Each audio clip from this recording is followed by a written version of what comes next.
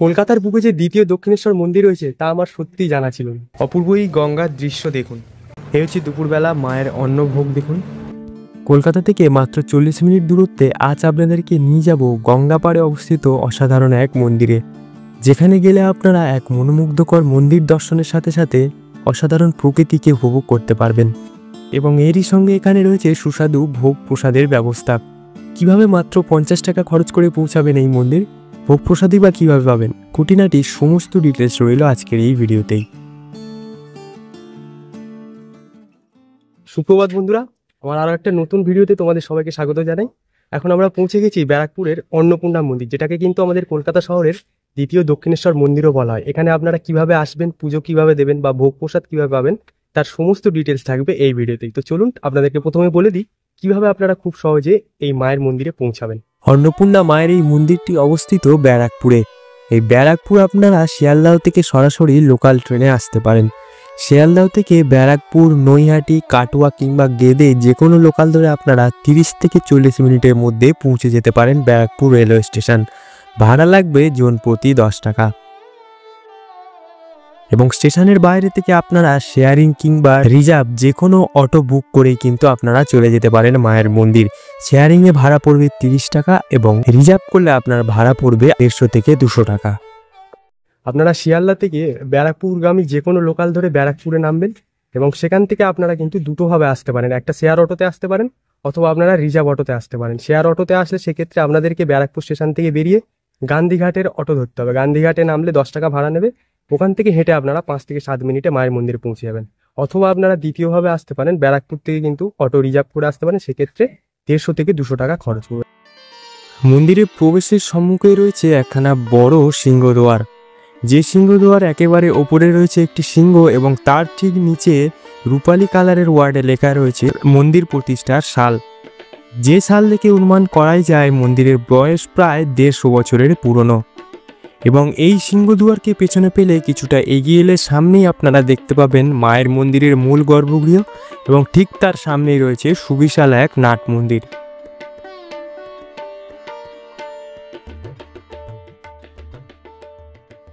এইটা হচ্ছে মায়ের মূল গর্ভগৃহ এবং তার ঠিক সামনে রয়েছে দেখুন একটা বড় নাট মন্দির।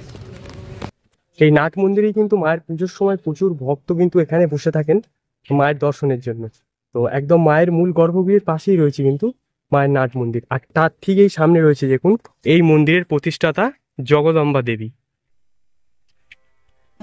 1875 সালে 12 এপ্রিল রানী রাসমণির কনিষ্ঠ কন্যা জগদম্বা দেবী এই অন্নপূর্ণা মন্দিরটি প্রতিষ্ঠা করেছিলেন।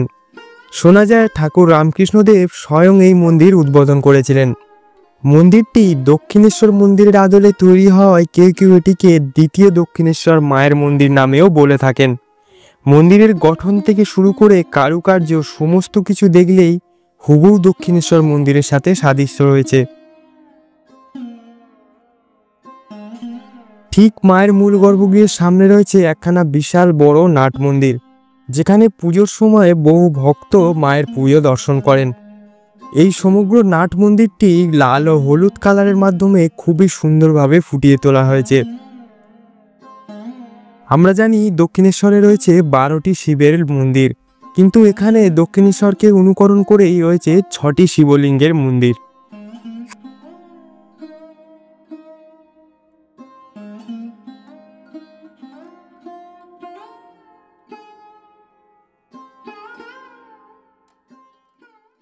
চলুন এবার আপনাদেরকে বলে দিই এই মন্দির কখন খোলা থাকে আর কিভাবে পুজো দিতে পারবেন।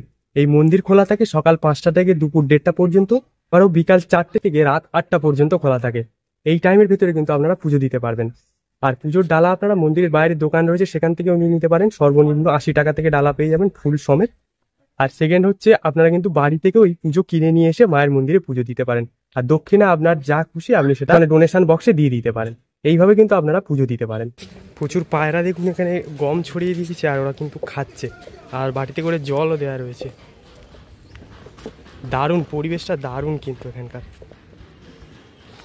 চলুন দক্ষিণেশ্বর মন্দিরের মতন এখানে কিন্তু আমাদের দক্ষিণেশ্বরে যেরকম 12টা শিব মন্দির রয়েছে, এখানে কিন্তু 6টা শিব মন্দির রয়েছে। তো সেই 6টা শিব মন্দির আপনাদেরকে একটু ঘুরিয়ে দেখিয়ে আনি। একদম মায়ের গর্ভগৃহের পেছনেই রয়েছে কিন্তু সেই 6টা শিবলিঙ্গের মন্দির। এই যে দেখুন মায়ের গর্ভগৃহের একদম পাশেই হচ্ছে কিন্তু 6টা শিবলিঙ্গের মন্দির। এই যে দেখুন দক্ষিণেশ্বর মন্দিরের মতো এখানেও কিন্তু শিবলিঙ্গ রয়েছে।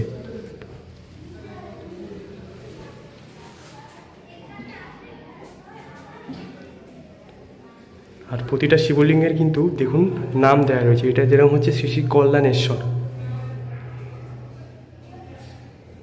মন্দিরে আসলে কিন্তু আপনারা একই সঙ্গে মা অন্নপূর্ণার দর্শনের সঙ্গে মহাদেবেরও দর্শন পাবেন, কারণ অন্নপূর্ণা আর হচ্ছে মহাদেব কিন্তু আলাদা হন না কখনো, অর্থাৎ এখানে কিন্তু অন্নপূর্ণা মহাদেব একসঙ্গে দর্শন করতে পারে।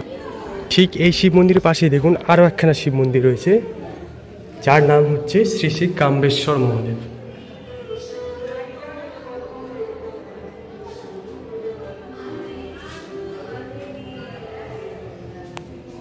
এখানে পরপর এরকম কিন্তু 6টা মন্দির রয়েছে, আমরা 2টো দেখলাম, আর 4টে আপনাদেরকে দেখাবো। আচ্ছা, এটা হচ্ছে শ্রী শ্রী কিন্নরেশ্বর মহাদেব।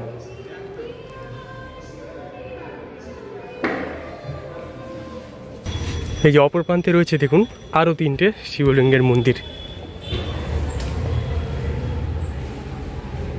এই শিবলিঙ্গের নাম হচ্ছে শ্রী শ্রী কেদারেশ্বর।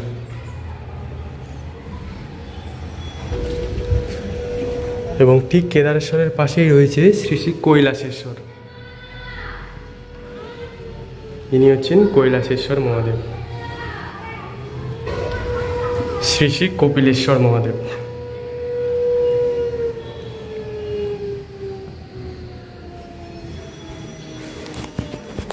মানে আমাদের দক্ষিণেশ্বর মন্দিরে যে 12টা শিবলিঙ্গ রয়েছে, এখানে কিন্তু 12টা নেই, এখানে 6টা রয়েছে। শোনা যাচ্ছে যে জায়গার অভাবে আরও কিন্তু 6টা শিবলিঙ্গের মন্দির এখানে করতে পারা যায়নি, তবে কিন্তু দ্বিতীয় দক্ষিণেশ্বর হিসেবে মন্দিরটা কিন্তু দারুণ লাগবে। সপ্তাহে একটা দিন অবশ্যই ঘুরে যান, অসাধারণ লাগবে, কিন্তু মন্দিরের পরিবেশ দারুণ লাগবে। দেখুন চারিদিকে সবুজ, সেই সঙ্গে মায়ের মন্দির। চলুন এবার আপনাদেরকে বলে দিই এই মন্দিরে আপনারা ভোগ কীভাবে পাবেন। এখানে ভোগ খাওয়ার জন্য কিন্তু আপনাদেরকে সকাল 10টা থেকে 12টার মধ্যে আসতে হবে, এরকম একটা টোকেন কালেক্ট করতে হবে, যেটা কিন্তু পার হেড 120 টাকা করে পড়ছে। এখানে অফিস ঘরে এসে সকাল 10টা থেকে 12টার মধ্যে আপনারা কুপন কালেক্ট করবেন, করে নিয়ে আপনাদেরকে কিন্তু 1:30টা থেকে ভোগ প্রসাদ দেওয়া হবে। অর্থাৎ এই মন্দিরে কিন্তু আপনারা ভোগ প্রসাদ পেয়ে যাবেন, তার জন্য এরকম একটা টোকেন কালেক্ট করে নিতে হবে, যেটার সময় হচ্ছে কিন্তু সকাল 10টা থেকে দুপুর 12টা পর্যন্ত। আর এখানে রয়েছে দেখুন মা মনসার মন্দির। বাহ, ভীষণ সুন্দর লাগছে মাকে, লাল শাড়ি পরানো রয়েছে। এই হচ্ছে মায়ের ঘট, এই হচ্ছে মায়ের রূপ, ভীষণ সুন্দর লাগছে।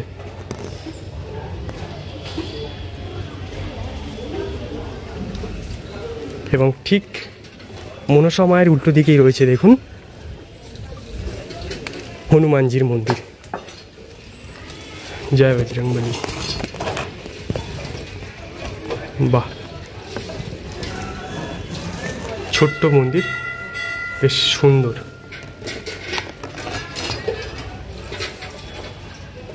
এই মন্দিরের পাশেই রয়েছে কিন্তু মায়ের অসাধারণ গঙ্গা, সেই গঙ্গা একবার আপনাদেরকে দর্শন করিয়ে আনি। একেবারে কিন্তু দেখুন এই মন্দির, আর এই মন্দির থেকে সোজা বেরোলেই কিন্তু মায়ের গঙ্গা। এই হচ্ছে গঙ্গার রাস্তা, দেখুন এখানে কিন্তু প্রবেশের মুখ এরকম বেশ একটা ঘর টাইপের করা রয়েছে। এই হচ্ছে গঙ্গার ঘাট দেখুন। আর যেহেতু এখন দুপুরের টাইম, প্রচুর মানুষ কিন্তু স্নান করছে। দেখুন বেশ ঠান্ডা ঠান্ডা হাওয়া দিচ্ছে, দারুণ কিন্তু এই মন্দিরের পরিবেশটা। মায়ের মন্দিরে দর্শন সেরে নিলাম এবং ভোগের কুপনও কেটে নিলাম। এবার আমরা যাচ্ছি মায়ের মন্দির থেকে 10 মিনিট হেঁটে গান্ধীঘাট, যেটা কিন্তু এই ব্যারাকপুর ভ্রমণের বা এই অন্নপূর্ণা মন্দিরে আসলে অবশ্যই কিন্তু আপনারা ঘুরে দেখবেন। আর ঠিক আপনারা প্ল্যানটা এইভাবে সাজাবেন, প্রথমে সকালবেলা মায়ের মন্দিরে চলে আসবেন, এসে মাকে দর্শন করে পুজো দিয়ে ভোগের কুপন কেটে নিয়ে এবার ওখান থেকে 10 মিনিট হাঁটা, মায়ের মন্দিরে পেছন গেট দিয়ে 10 মিনিট হাঁটলেই কিন্তু এই গান্ধীঘাটে পৌঁছে যাবে। 1948 সালে গান্ধীজির মৃত্যুর পর হুগলি নদীর তীরে এই স্মৃতিস্তম্ভটি নির্মাণ করা হয়েছিল। শোনা যায় পণ্ডিত জওহরলাল নেহরু এই উদ্যানটি উদ্বোধন করেছিলেন।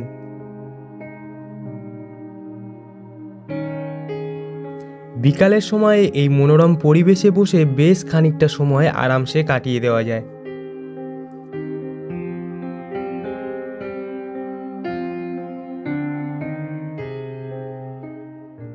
ঘড়িতে বাজে দুপুর 1:30, আর ভোগ খাওয়ার জন্য আমাদেরকে সিকিউরিটি ডাকছেন। চলুন ভোগের সমস্ত ডিটেলস আপনাদেরকে দেখিয়ে দিই। এই যে দেখুন দুপুর 1:30টার সময় মায়ের ভোগ যাচ্ছে, আর এই ভোগ যাওয়ার পরেই কিন্তু তবেই ভক্তরা প্রসাদ গ্রহণ করতে পারবেন। একজন সামনে দেখুন গঙ্গা জল ছড়িয়ে ছড়িয়ে যাচ্ছেন, আর তার পেছন পেছন কিন্তু দেখুন এই মায়ের ভোগ যাচ্ছে।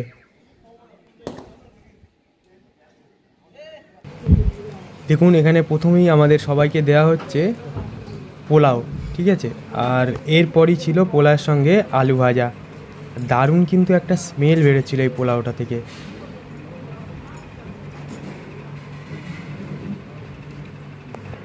এই পোলাও চলে যাওয়ার পর এলো সাদা ভাত, এবং তারই সঙ্গে দিল একটা আলু পেঁপে দিয়ে একটা মিক্স ভেজ টাইপের ছোলা টোলা দিয়ে, আর তার সঙ্গে ছিল ভেজ ডাল। অসাধারণ কিন্তু স্বাদ এই প্রসাদের, সত্যি।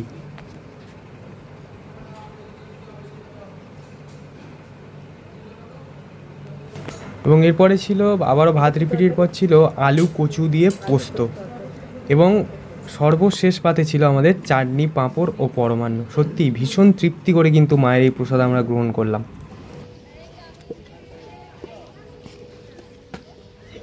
এইমাত্র মায়ের ভোগ প্রসাদ গ্রহণ করে বেরালাম, সত্যি অসাধারণ লাগলো। আপনারা অবশ্যই একটা দিন ঘুরে যান। ভালো লাগলে ভিডিওটা অবশ্যই লাইক, শেয়ার এন্ড সাবস্ক্রাইব করতে ভুলবেন না। আবারও দেখা হবে নতুন কোনো টপিকে। Till then, tata.